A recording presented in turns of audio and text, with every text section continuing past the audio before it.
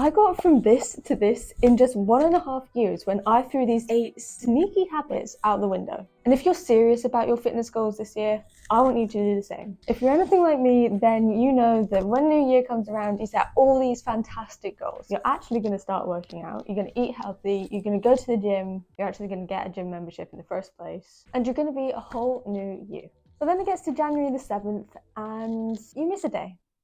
You skip a workout, you finish those last few bars of chocolate you got for Christmas, but you just wanted a bit of a break, and that's it. You're done for the rest of the year. This whole new year, new me is gone until next year. And that is your first habit that is keeping you from achieving your fitness goals. So for me, I had the habit of setting massive goals like, I want to gain strength, I want to build muscle. But little did I know, the thing that was actually stopping me from achieving these goals was that they were just too vague. Instead, you need to focus on smaller, short-term goals because you're going to be so much more motivated when you see the results coming in. If you're setting massive goals like, I want to build muscle, how are you going to track that? Yes, you can take progress pictures or monitor your weight, but really, you're not setting actual tangible goals that you can see the progress that you're making over time. An even better way of going about setting your short-term goals is by actually planning them out. So take your long-term goal of building strength. Pick a specific exercise. Let's go with deadlifts. If I wanted to increase my deadlift strength by 10 kg in the next month, then I'd set smaller weekly goals to help me get there. So week 1, I'd go with something that I feel comfortable doing. So like 20 kg on each side of the bar. The next time I'd go in, I'd add just 2.5 kg to each side of the bar. Because even though it might seem like a little bit of weight, it's still progressively overloading and you're still going to see progress with that. And in all honesty, it's probably going to be a lot safer. So you're going to be less likely to get injured and be able to make faster progress in the long run. So I'd repeat that with adding small amounts of weight each week until I got my goal of adding 10 kg to my deadlift. And it's simple as that, really. The next habit I want you to chuck is being obsessed with perfectionism. This is me. I was that little perfectionist who wouldn't complete any task until it was done right.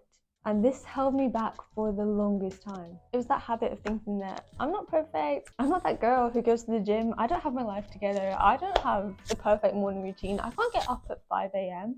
You don't have to get up at 5 a.m. But it was all that pressure that I put myself of having to be perfect that was keeping me from actually starting and making a change to do something that would get me closer to my goal. The thing about the gym that really humbled me and helped me be a lot less of a perfectionist is embracing failure. Failure is actually where you see growth in the gym. If you don't realize that, you're just going to be stuck in that rut of looking for perfection and not finding it. So from now on, I want you to embrace failure. I want you to train to failure if your aim is to build muscle, but I want you to embrace your setbacks and learn from them. Actually consider the mistakes that you've made, the setbacks that you come across, and how you can improve for next time and what you've learned from that mistake. One of the things for me that really stopped me seeing as much progress as I could have was not training to failure because I wanted every rep to be perfect. Don't get me wrong, you have to have good form. If you don't have good form, you're not going to see results,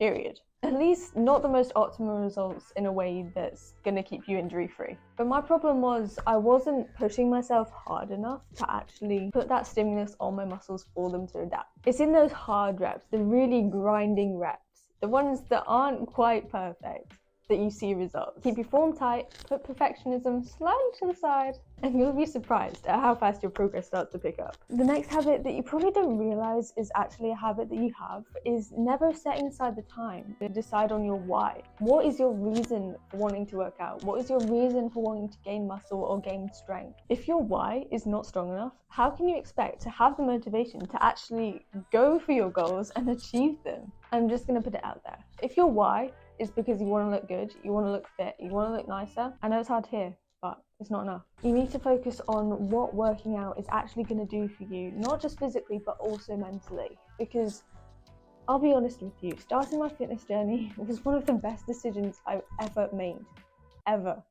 And I've made a lot of decisions. But if I had only focused on what I looked like throughout that journey, I would not be where I am today. Coming to the gym is so much more than aesthetics. Yes, it is fun to see the progress that you make when you're building muscle. It completely changes your physique, but you need to focus on the feeling that you get from working out. That rush after an intense leg day or training upper body, and the way it makes you feel so empowered. Once you start getting results, then it can be tempting to just get hooked up on the gains, but really it's the mental aspect that makes a whole lot of difference. For me, I am just so much more confident since I started going to the gym than I've ever been before. Even since starting this channel, if you look back at my first videos, I'm a completely different person. I look back and I cringe at those videos, and it was only 5 months ago, maybe?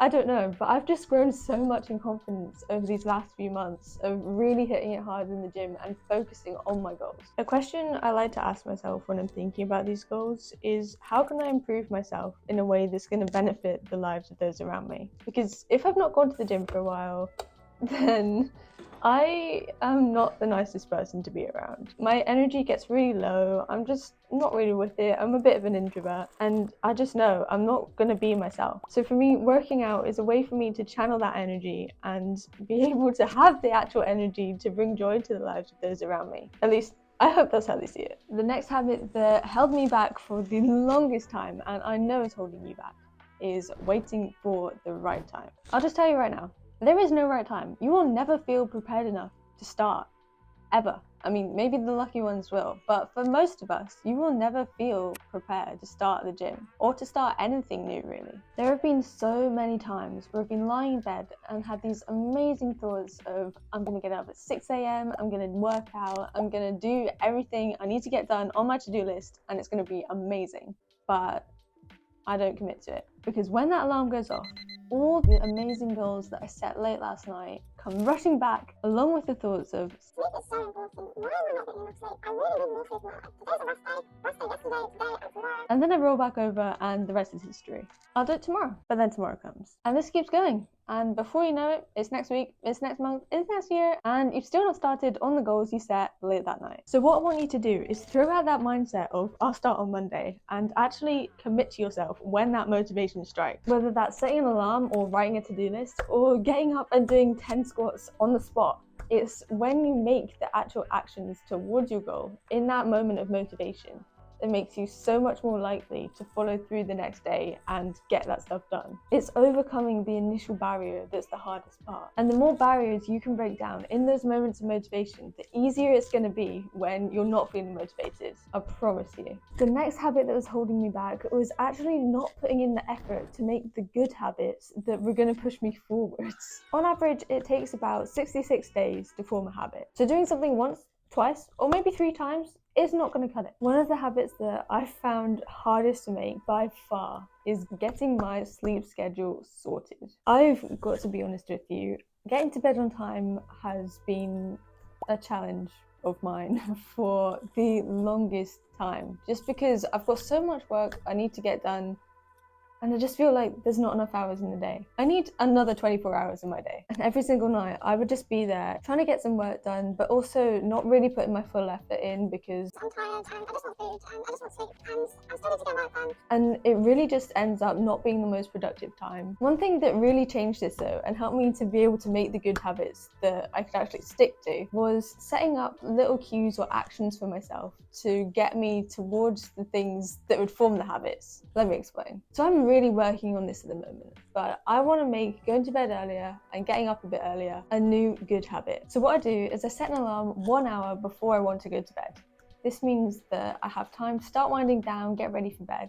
I'll look at my clothes for the next day, I'll set my alarm for the next morning, and then we'll get my bed ready for me to actually get into. A little while before I actually get into bed, I will turn off all my devices and read for a bit. I like to do a little devotional in the morning as soon as I wake up and in the evening before I go to bed, because I feel like it's just the best start and end to my day, because it really gives me that breath of life and sets me up for the day ahead. The thing that was a game changer for helping me to get up earlier in the morning is putting my alarm on the opposite side of the room. So I actually had to get up in the morning when it went off to go and turn it off. This is such a good hack, you guys, because it helps you overcome that first initial barrier of not wanting to get up out of bed in the first place. And then once you're up, unless you're really, really tired or it's freezing and you just want to dive straight back into bed, you're usually a lot more likely to stay up and get on with your day. Now, you might not want to admit that this is a habit of yours, but it's a habit of mine, and I promise you, once you throw it out the window with the other ones, then you're going to be a whole lot better off. It's focusing too much on the hard work. Don't get me wrong, there is a lot of hard work that has to be done,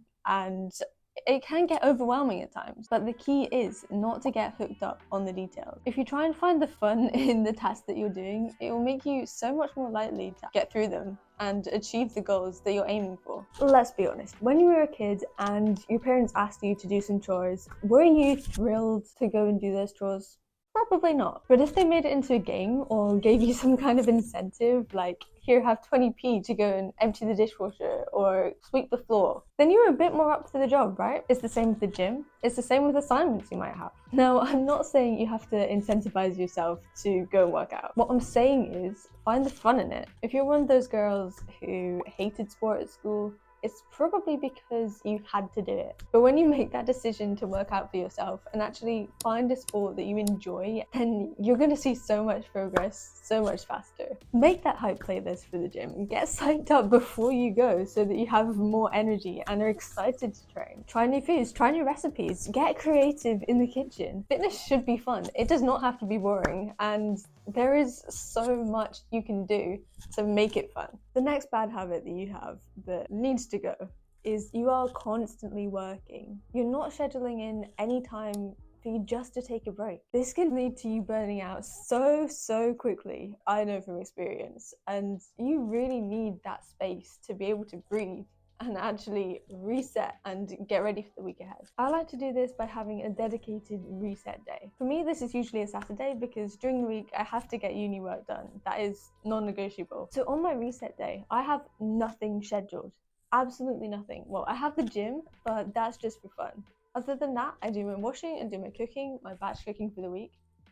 If you know, you know, and any cleaning or admin stuff. If I have work that I haven't got done from the rest of the week that I do actually need to get done, this is how I can use my reset day, because it gives me that space to get the work done that I've not managed to get done, and I just feel so much more refreshed coming back into a new week and just feeling a bit more on top of things. Sometimes I wish that I had a lot more than one reset day, because work inevitably does start piling up at some point, but honestly, just having that day to check in, gather your thoughts, is going to do a whole lot for you.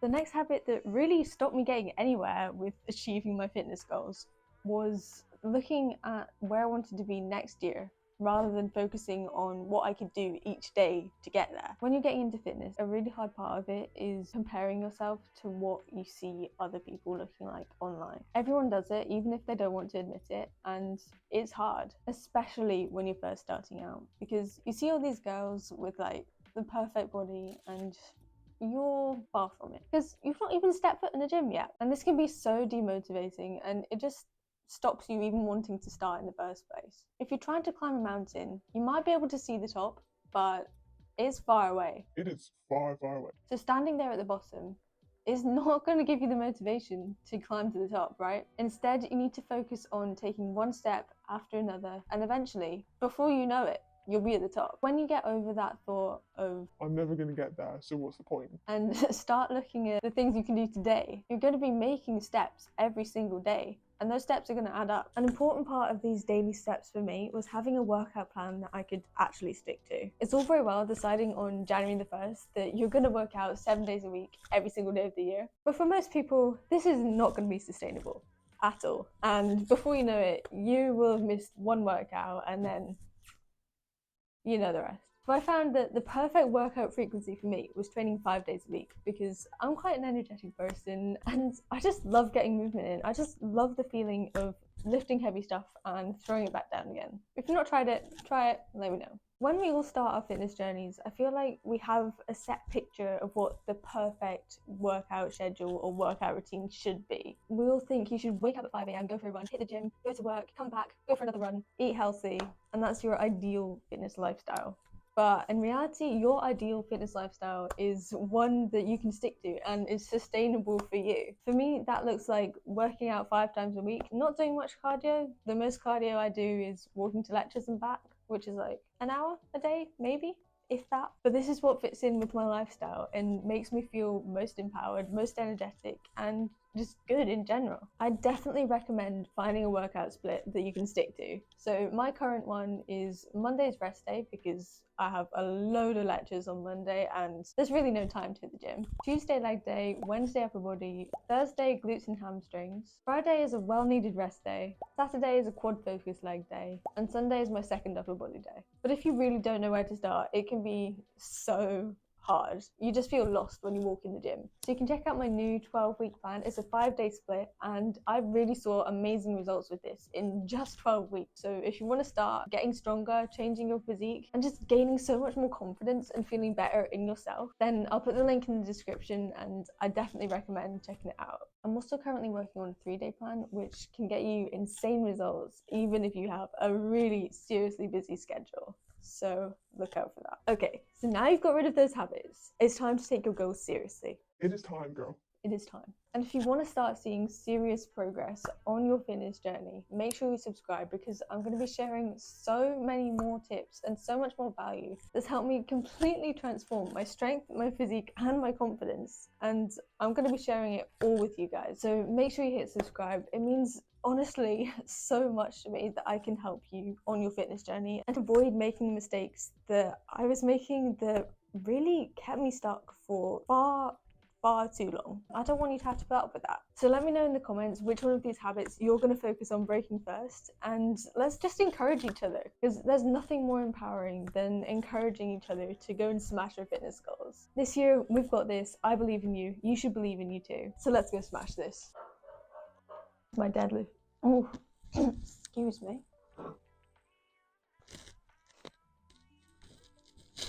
You didn't see that.